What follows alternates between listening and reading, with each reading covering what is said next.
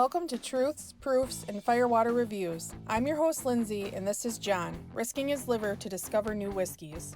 We base our reviews on a 25-point scale, 5 for the smell, 10 for the taste, 5 for the finish, and a combined 5 for the bottle and look of the juice.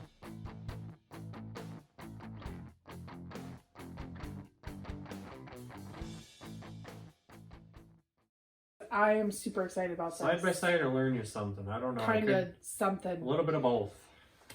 So we got Old Fitz over here in the right corner, or left. I don't know how it translates to the video. Left for them. Maybe. We got Old Fitz 9-year 2018, a sample from Michael over here. We'll do a little side by side while doing a little learn you something at the same time. Bear with me, guys. I'm going to try and go through this, but I got a page and a half of notes on this. There's a lot of good information about Old Fitzgerald, and I'm super excited to share it with you guys. So we get some of the information off from their website on Heaven Hill. We got some of it off of a podcast that I heard today that gave a ton of information that I didn't know about. So John came home super excited and made me listen to the whole thing. And we took notes. Tasting notes are ours. Obviously. Always ours. We don't steal from anyone. It's all what we smell. Obviously, tasting notes are a little different to everybody, but there could be some similarities. I gotta get all the drops out or John yells at me. So the Old Fitz Decanter Series, this started in 2018, right? Yep. So they modeled the decanter after actually the decanter that Stitzel Weller created. Pappy Van Winkle. Who worked for Stitzel Weller. Who worked for Stitzer Weller. Stitzer Weller. Sorry, I've been drinking. I'm a slurry This today. is from 1957. That's what it looked like back then, I guess. Yep, and then they just kind of brought that back. So this started, it's kind of interesting. So John and I were listening to it, and both of us were kind of like doing the sideways dog head cock thing because it was kind of weird. But Frankfort, Kentucky, in the early 1870s, it was started by Earps Co. And when be wrong on that. We're not sure. When Prohibition came, they went out of business, and so there's two different stories. One was that John Fitzgerald started it with Earps Co. in 1870s. And then when Prohibition came, it was knocked out and they closed. Well, Stitzel Weller came in and purchased it after Prohibition. And Julian P. Van Winkle, or Pappy, was running it at the time. And so that's the first initial story. And then they took it over and they go on to what it is now. Sally Van Winkle, I think it was Julian's great-granddaughter or niece or something. I think it was niece. Niece. She wrote a book called But Always Find Bourbon. And in this book, they came into the story of who's this Old Fitz guy. And she put a story out that she had heard with her family of John Fitzgerald being a club and steamship line producer of bourbon, and he was a gauger for the government. So they were saying that John Fitzgerald was a government guy who was a treasury agent, and he went around and he had all the keys to the distilleries, and he obviously kept tabs on all of them. Well, that leads into, if you guys are not familiar with the larceny story of John Fitzgerald, of him going in and finding the Fitz barrels of the ones that he would give to his family, friends. Barrels. Right. He would find the ones that were good. Stole them. I think he just took samples. No, he just took samples, and that's what they said. Like, he would drill a hole or cork or whatever. So you guys know that story, familiar with it. And they did find that there was a treasury agent in the late 1800s by the name of John Fitzgerald.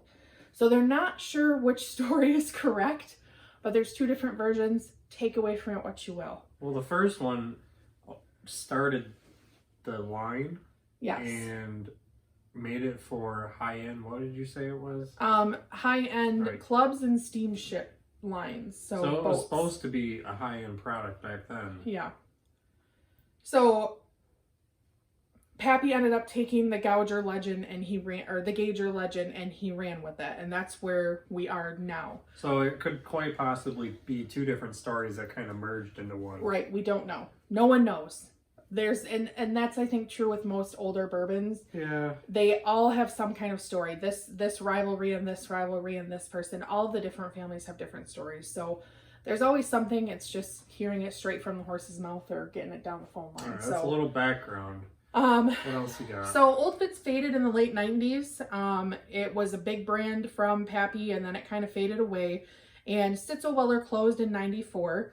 What they had left went to Bernheim. And then in 1996, a fire ruined the Heaven Hill distillery. So it trashed everything. They lost everything. I was 8 years old when this happened, and I do remember it in the news. I want to say I saw it because my grandparents always watched the news, and I'm pretty sure I remember seeing something about it. And I'm like, oh, there's just barrels burning. So that wiped out most of Heaven Hill's stock. And yeah. All the distilleries, Jim Beam, Wild Turkey, they all pitched in and helped them distill for them, but they needed something bigger now. answer. Right. They needed that was all the distilleries helping them was a Band-Aid, but a Band-Aid on a bullet wound isn't gonna do much. So they needed something quickly, and they needed something with stock. Mm-hmm. So they went in 1999 and they bought Bernheim from the United Distillers and rights for Old Fitz. So they got the rights to Old Fitzgerald. They also got the stock that came with it. Yep. So in 1999, Parker Beam had to make wheated bourbon for the first time, and no one knew what they were doing. Legendary master distiller that has never made wheated bourbon up until 1999 with yep. Old Fitz. So this was a whole new concept for them. It was a whole new recipe, a whole new mash bill, everything. But they took it and they ran with it and they did what they could. So they followed the bottle and bond, one distilling season, one distiller, one distillery, 4 years minimum, oak containers, fresh oak containers, and pure water to dilute it down to the 100 proof. So they stuck with those bottled and bond regulations and brought Old Fitz back. And they even kept to like the tax seal. They have a faux tax seal with the bottling year and all the season information, and the distilling year and season. Everything you would have seen back in the 50s, except obviously now current. So Heaven Hill really took this brand and lit it on fire. It was just a bottom shelf, and they still do have Old Fitz bottom shelf. Mm-hmm. It's like a $10 bottle.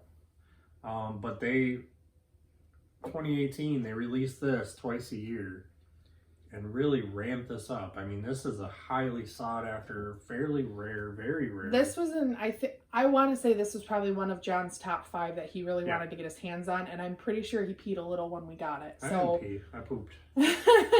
He was pretty excited, and I was too. I mean, it's absolutely gorgeous. The presentation of it, everything behind it is wonderful. So as you guys know, like we said, the decanters are based after a 1957 that was created by Pappy. They started first releasing this in 2018.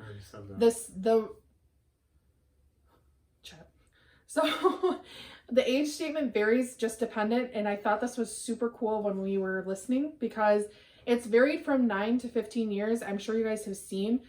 They've had 15, 13, 11, 9. They do all different years because they let the whiskey tell them when it's ready. This isn't this is designated for it and this is the only thing we're doing with it. They put all of this, so they call it OFD, which is Old Fitz Distillate. It's their wheated bourbon mash. And when they make it, they put it into the barrels and they put it in the specific, what was it, John? Help me. Warehouse.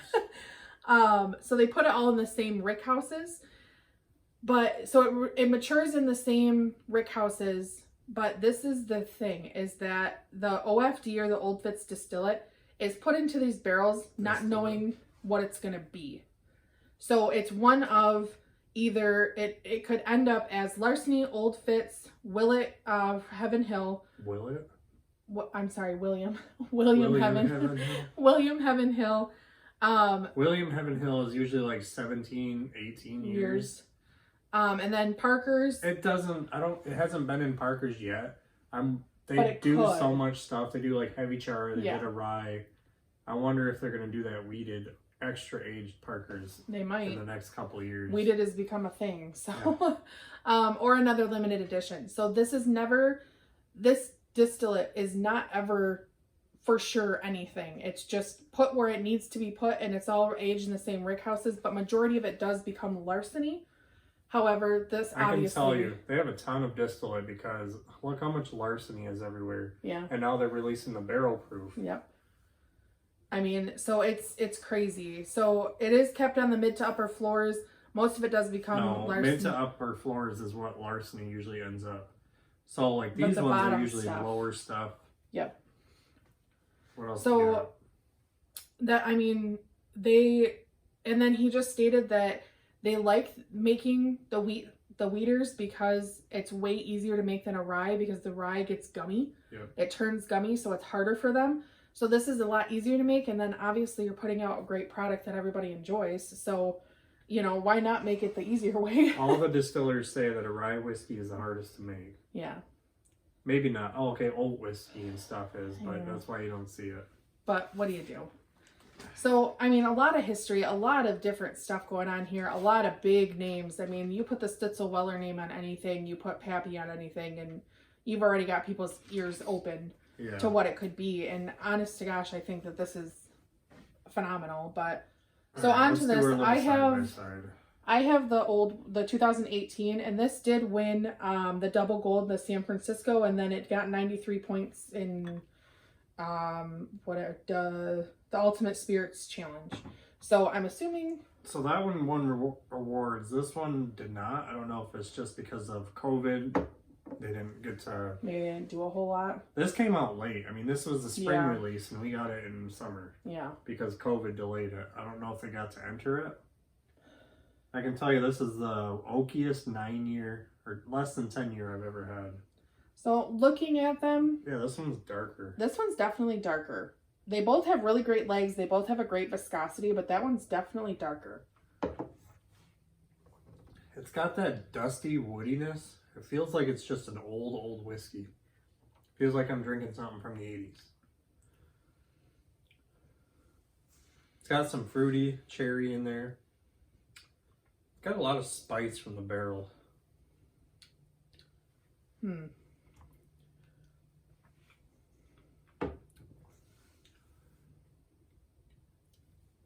you have your notes on that one? No, I just want to know what you think of that one. I think this one is more... It's got more cinnamon. It's got more sweets in it. Definitely not as oaky as that one, but this one's way more balanced. I see why this one won awards. I think I prefer this one better just because I've been into oaky stuff lately. But this one, I can definitely see why it won awards. It's got caramel, vanilla, cinnamon, a little bit of fruit I can't nail down. What one do you prefer? I prefer this one because it's oaky. I agree. Oakier. So, but I see again, why right, I agree with you that this one has the complexity and it has that mashup that's really great. But this one to me is a little spicier. It is spicier. It's a little spicier and a little more seasoned. This one I get a lot more of the traditional bourbon flavors that I'm looking for, and it's way smoother. I feel like this one is smoother than this one. I think they're both true. I think this one's more traditional bourbon. This one reminds me of 80s whiskey and 70s whiskey. See, I don't get the dusty funk that you get on this one. Mm-hmm. So you get dusty funk on this one? No, I don't. Okay. I don't get the dusty funk that I get from this one. I don't get on this. So I don't know, but I'm gonna go this way. Either way, I'd be happy with any release they give. They're both phenomenal, don't get us wrong. I mean, to never have this and never see it or anything, and then now between Michael's generosity of sending us the sample and us actually finding one by God's good grace. Well, another one came out this fall. I know, we'll see. Maybe we'll get Wasn't that a 15-year? I think it was a 15. That'd be a little expensive, but... The guy at Megabev said it was going to be a 15, so we'll see. That's probably $150. I'd probably pay that without a doubt. There goes my bank account. Yeah, I'm working a lot. I know, it's okay. So yeah, so given the choice, again, here we have the 2018 Well, they don't fall. have a choice. This is just kind of a side-by-side at the end of the Learn You Something. Because you're not going to be able to find that one anymore unless you go secondary. Probably not going to find that one anymore either. Hopefully we can find the new one. Yeah. We'll see. But there you guys have it. If you've tried them, let us know what you think, which one's your favorite, and just all overall. but Old Fitz. Leave a comment if you have tried this whiskey and let us know what you thought. Please like and share us to social media, subscribe to our channel, and don't forget to leave a suggestion for our next review. Thanks for watching.